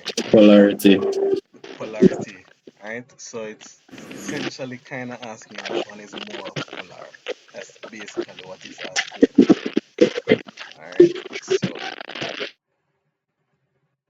which one is? So it is C. It is the acid. So the acid is more soluble in water. So now to a very common question. So fermentation. Oh, so my answer the question for you, did I? Compound B. So compound B, which is ethanol, is made during wine production using yeast. Name the process used to make compound B. Yes, go ahead. So it would be fermentation. It'll be fermentation. Alright. Describe the purpose of the yeast. So those who are familiar. I think this is in bio too. What's the purpose of the yeast in the production of wine? No. To Yeast remove, contains. To I remove don't know, like oxygen. to remove, what do you call it, all that other organic stuff. To remove no man, it have an active role in the production. So Oxygen, sir. what's the active role of the yeast? Convert natural sugars. Yeah, so it's the yeast responds. So it's the respiration of the yeast. The yeast is a fungus. So when you add a yeast to the sugar solution, it converts the sugar to Glucose and fructose. well, yeah, Wait, what? and well, it Isn't because we're sugar talking glucose about and the fructose? hydrolysis, but I was talking about the sugar in terms of glucose. So it converts the glucose into ethanol. All right, so that's what it does there. So via anaerobic respiration, that's how it does the conversion. Anaerobic. What does the term anaerobic mean? Without Without oxygen. Without oxygen. oxygen. Lack of oxygen. Right. So in some years they can ask you to explain what they mean by anaerobic fermentation. So that would be the conversion of glucose to ethanol under in an anaerobic condition, which would mean without oxygen or in the absence of oxygen. All right. So let's look at the equation for fermentation. If you don't know it, I make a note of it. So what are the starting products or starting product? What about starting product? The starting reagent, starting reagent. So what material do we start with? It will say for fermentation, Glucose. Glucose. glucose. What's the formula for glucose? Uh, by your people, C Glucose C6H12O6. plus 12O6. Mm-hmm. O6. And we know ethanol, so it's converted to ethanol, C2H5OH.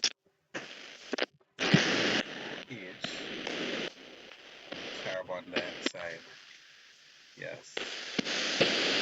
All right, so we start out with a sugar solution, so that means that it's aqueous. So whether you're using grapes, sugar from grapes, or sugar from sugarcane, it's an aqueous solution we're starting out with.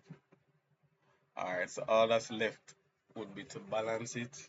So the yeast, the enzyme in yeast is zymase. So that's the enzyme that does the conversion, and you it's under warm conditions, so you don't need to be boiling it or anything like that. So all right, so somebody balance this equation. How they balance this equation? Uh, two for the C2, sir. So two for the C two for the C2. Yes, sir. So that would be four carbons over there and And one two for the CO. two for the CO2. Alright, so that balances everything. So two we have six hydrogens in this. So two times six is 12. So the hydrogen is fine. Four carbon there plus two, that's six. So we're good to go then. Alright. Alright, so the thing to note is that from the process of fermentation, so this process, you cannot obtain, so let me make a note of this. So you cannot obtain more than 14% alcohol from this process.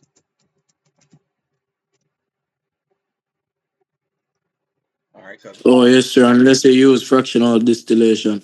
right, so if you want more that want higher percentages, you have to use fractional distillation. So that's good. All right, so above 14 or at 14%, the yeast starts dying. So even though the yeast is producing this, it is killing it. It will kill it eventually. So fractional distillation, so it can be used to increase.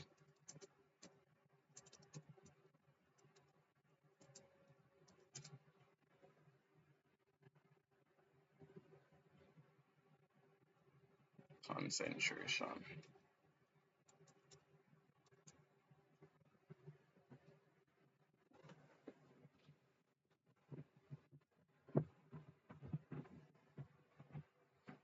All right. So as I said, this is fairly common.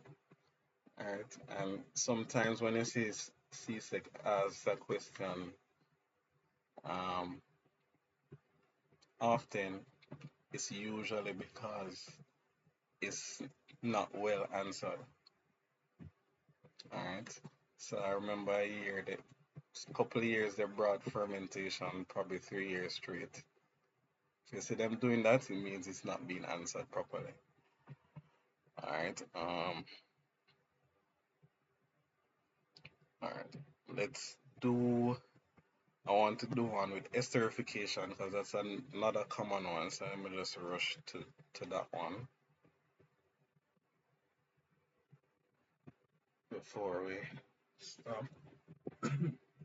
Sorry.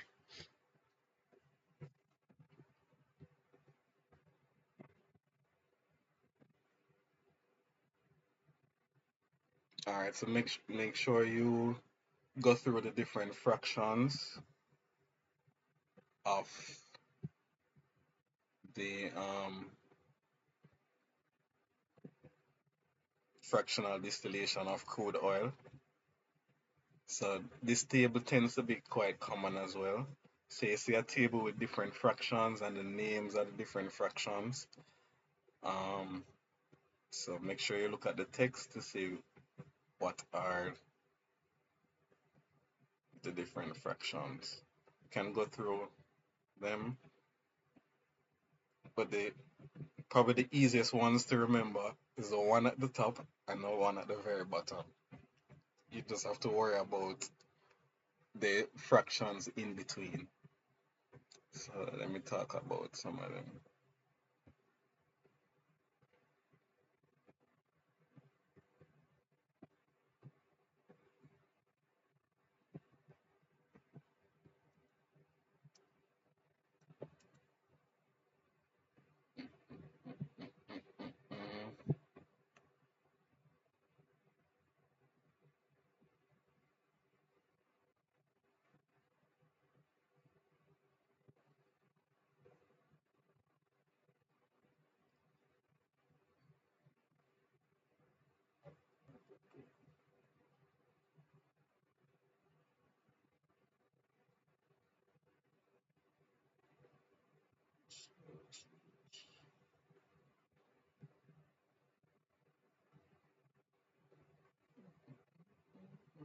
Mm,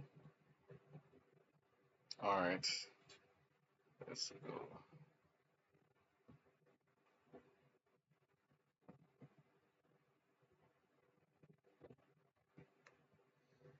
All right, so one thing I would say about this table, if they give you a table like this, sometimes the carbon numbers might not align with what you see in the text, but just look at which one is closest to it. All right, so don't let that stop your progress. So you have at the top you have the refinery gases, then you have petrol or gasoline, then you have kerosene, diesel, um, fuel, oil, lubricating waxes, bitumen. So the refinery gases, that's carbon 1 to 4, carbon number 1 to 4. Petrol is about 5 to 10. Kerosene is about 10 to 14. Diesel 14 to 20.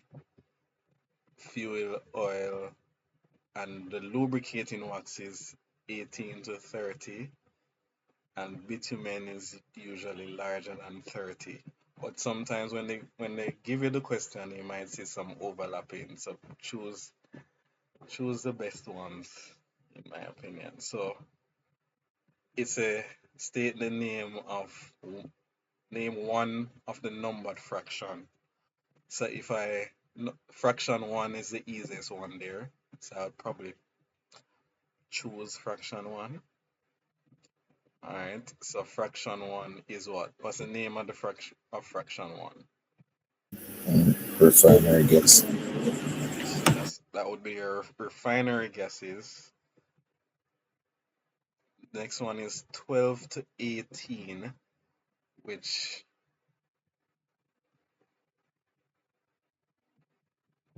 overlaps a bit with the diesel. So I would say that one is the diesel. And then 3, it goes all the way to 40, which means that it's your waxes and even bitumen. State one use of fraction 3. So refinery gases, we know a lot of these are used as fuels, but you might have to go very specific in terms of the uses. The refinery gases, propane, as cooking gas, for example. So a lot of domestic uses. Cars they use gasoline, right? Diesel is for usually the heavier ones. So yeah, so you might have to go a bit specific. Alright.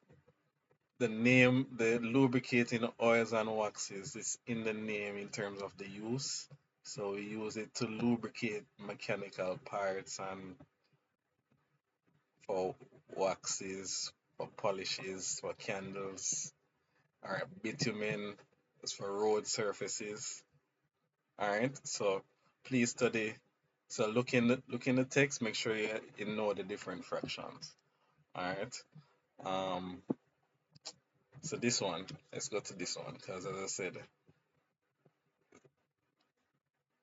they like these type of questions as well. So since you're getting two organic questions, chances are one of them will have an esterification, either an esterification or a hydrolysis question, which is the reverse of esterification. All right. So if you look at compound W,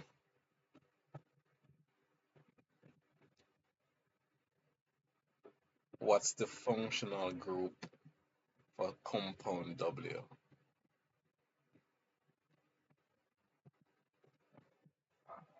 What is the functional group for compound? Because it's a circle the functional group. Sir, is it COO? So is it alcoholic acid? Alkanoic acid. All right, let me redraw it on this. So you have C Sir, that was an ester, right? Let me redraw it. So I hear acid and I hear ester. Which one is it? It's ester. All right. So Esther, sir. Esther, sir. all right. So it is an ester. So what's the difference between the ester and the acid? What makes the difference between the ester and the acid?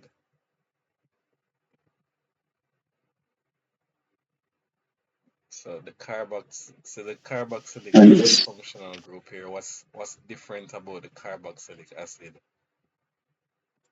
This is the functional group for carboxylic acid.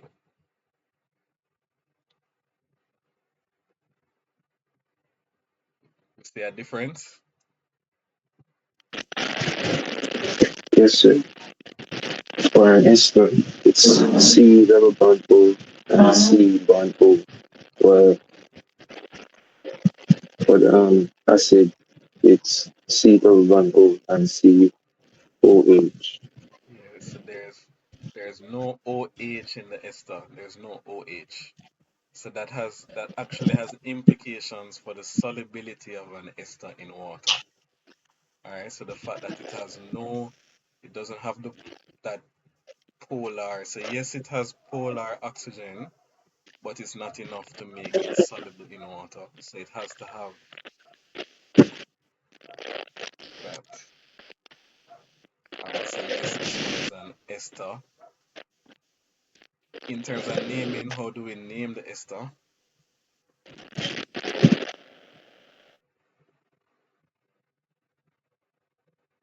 So, all right. So, the name of an ester is has the format alkyl alkanoate. So, alkyl alkanoate, where the first part comes from the alcohol. First part of the name is from the alcohol, and the second part of the name is from the acid. So, if the alcohol was ethanol, the, the ester, the first part of the name will become ethyl, for example. And if the acid was butanoic acid, the last part of the name will become butanoate. Butanoate. So alkyl alkanoate. So the anoate, the acid part will end with anoate, and the alcohol part will end with YL. Alright, so when you look at the ester, look where the oxygen is. Look where the oxygen separates the alcohol portion from the acid portion. So, which part was coming from the acid and which part is coming from the alcohol? So, look at where the oxygen is. There's a clue here that tells us which part is coming from the acid. What's the clue?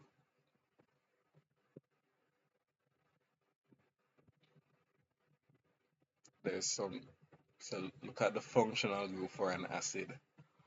Sir, would it be Sir, the what's linkage. bond between the So this it has to be the side where the C double bond O is. That has to be the side coming from the acid. So look at it. There's no C double bond O in an alcohol. So that means that this is the side coming from the acid has how many carbons?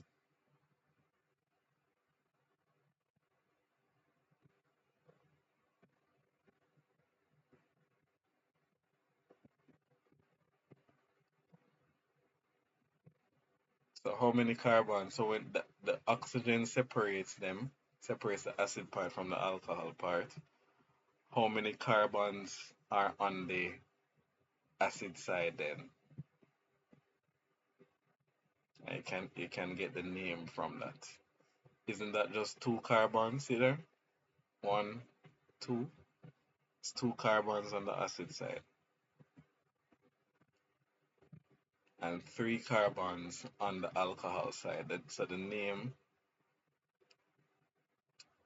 for this, you write the alcohol name first. So 3 is propyl and 2 on the acid side as ethanoate.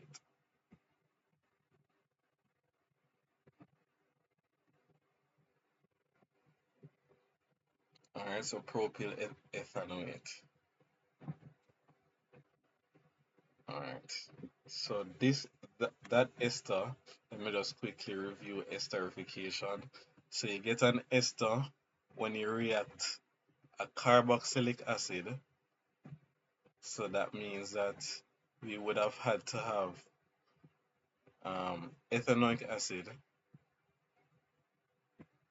reacting with propanol. So when you react a carboxylic acid with an alcohol, you end up with, I'm going to just put the OH there, you end up with an ester.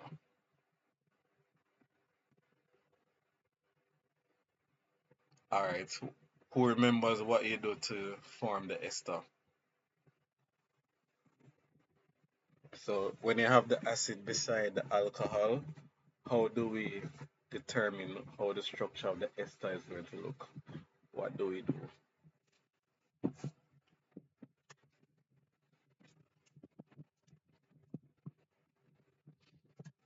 Sir, you remove water. Remove water. So it's a condensation reaction, which means that water is lost when the two molecules combine. So you lose OH from the acid and H from the alcohol, but it's not any random H. It has to be the H where the oxygen was attached. Alright, so all you would have to do is draw the structure. Let me just draw it below. Draw the two molecules combined. So you'd have two carbons here, CC, double bond O. So look at what was circled. If we remove what was circled, what element would come after the C double bond O? What would be attached to this carbon? What's the next element in line? So if we remove what is circled and then join the two compounds together, what's next in line? Sir, an oxygen. So the next that wasn't circled is this oxygen. So we have an oxygen and then three carbons.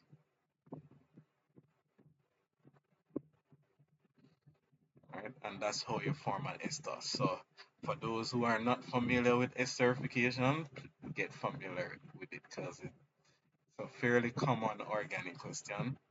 So acid plus carboxylic acid plus alcohol gives an ester, so plus water. So water would be a byproduct. All right. And then the reverse, we can take an ester and split it up back into its acid and alcohol. So it just depends on the condition. So you use a concentrated sulfuric acid for esterification, and to break it up, you use dilute acid and heat. So this is heat and reflux is the condition. All right, so we have those resources in the folder that I shared earlier. So for those who didn't get to access the folder, just and then I shared a link with handouts, notes, especially section 3. So section 3 is a lot of reading. So I share that. Um, where is it? So I shared this. So I think in this folder there is actually a document on organic chemistry. If my memory serves me right, there should be a PowerPoint with some of the reactions there. And then somebody can probably resend the link to the folder with the handout and past papers. For those who didn't come early, can resend that in the chat.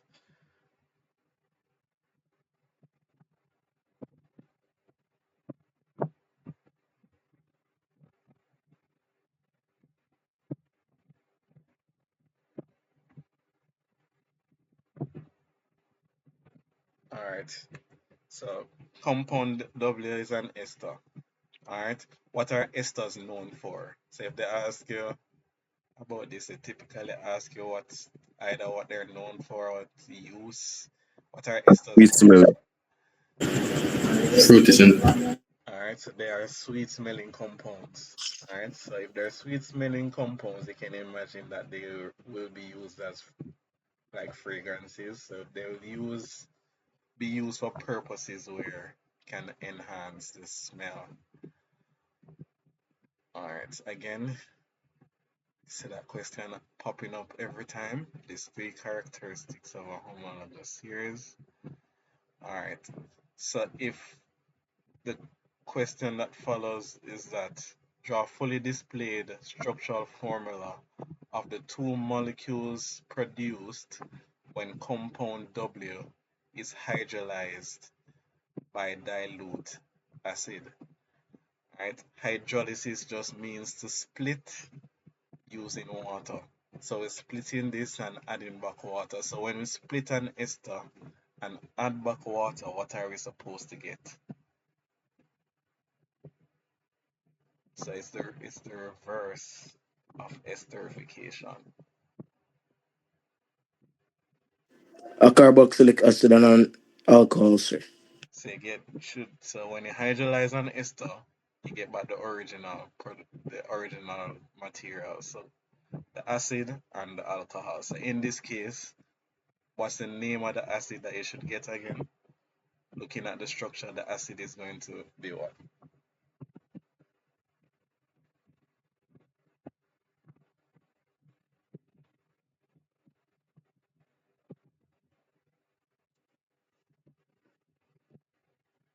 Because we're going to split it where the oxygen is, where the oxygen connects the two parts, so you can know what the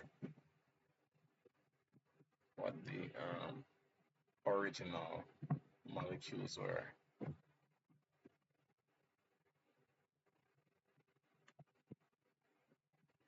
All right, so we're going to get back ethanol. So if we split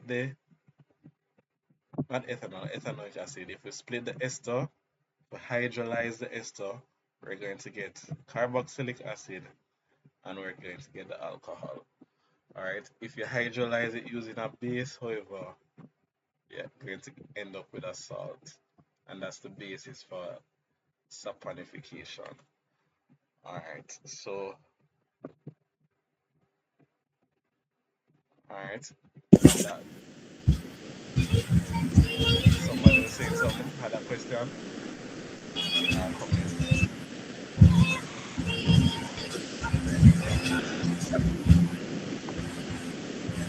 All right, so that's esterification. So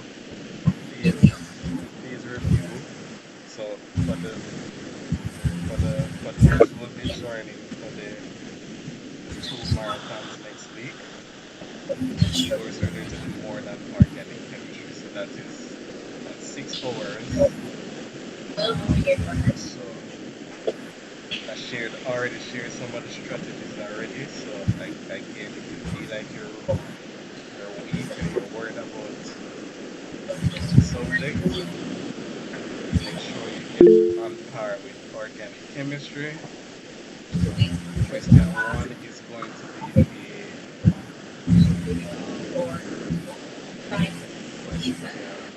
um, a question based on your labs. So try to don't discard what you did for the labs, especially the adherence. Sir, where do you send the link for the meeting? Link for the For this meeting right here, sir. what I'll Check the do. VS Classroom. Yeah, so it's in the Google Classroom. If you're in the Google Classroom, what I'll do is for those who are not in that Google Classroom, I'll just drop it in the folder in the Google form. So for those who want to join those marathon sessions, physics or chemistry, you can do that. But so for question one, as I said, strategy. You already have a good SBA grade. So question one is going to be based on a practical or practical related common question one question that's rates of reaction with electrolysis here.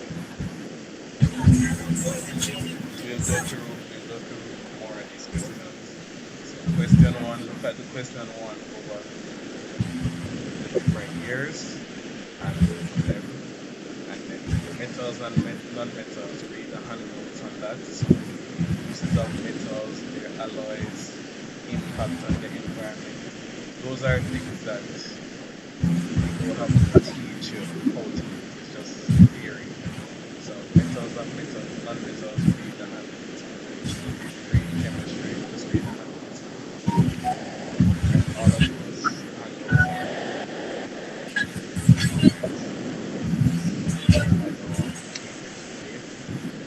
As we came a little late, we get time. So, but are there any questions related to what we've done or yes?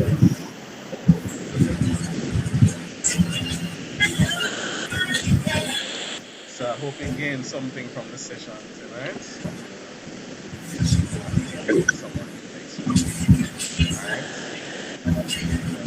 week. All right? Sir, question. Yeah. When is our marathon at school? At school, online, man. Yeah, like in. No man, we have an in-person one, like don't we? Like For, Walmart. for chemistry, Yeah. it's online. Unless the one I'm doing is online. I don't know if anybody else is doing a physical one. All Yeah. right. Thanks. Yeah, so the one I'm doing is 6 hours, but it's not 6 hours one day because that's too much for one day. So it's 3 hours one day and 3 hours on the other day, split by subjects. All right. No. Yeah. All right. So that's it, ladies and gentlemen. Thanks for participating and asking your questions. We'll stop it there. Hope you gained something from the session tonight.